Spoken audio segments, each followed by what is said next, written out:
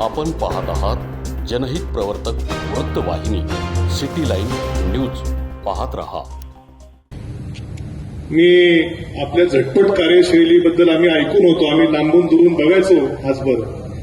पण मात्र एवढ्या झटपट तुम्ही मला सांगा, शनिवारी माझा प्रवेश पक्षामध्ये झाला, रविवारी उमेदवारी जाहीर झाली आणि गुरुवारी मी आमदार झालो.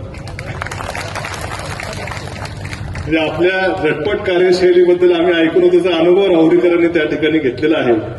आणि निवडणुकीची देखील मी आपल्या सर्वांना, या ठिकाणी उपस्थित असलेल्या सर्वांना आवर्जून सांगू इच्छितो की तिकीट मिळण्यापासून पुढच्या अर्ज भरण्याची प्रक्रिया असेल आणि अर्ज काढण्याचा दिवस असेल, तो तुम्ही टीव्हीवरती बघितला असेल. या सर्व प्रक्रियेमध्ये सर्वात सिंहाचा वाटा कुणी उचलला असेल तर तो आदरणीय विखे पाटील साहेबांनी उचललेला आहे.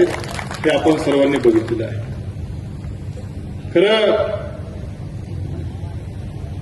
5 वर्ष विधानसभेमध्ये मी होतो, आता मी पुन्हा आलो.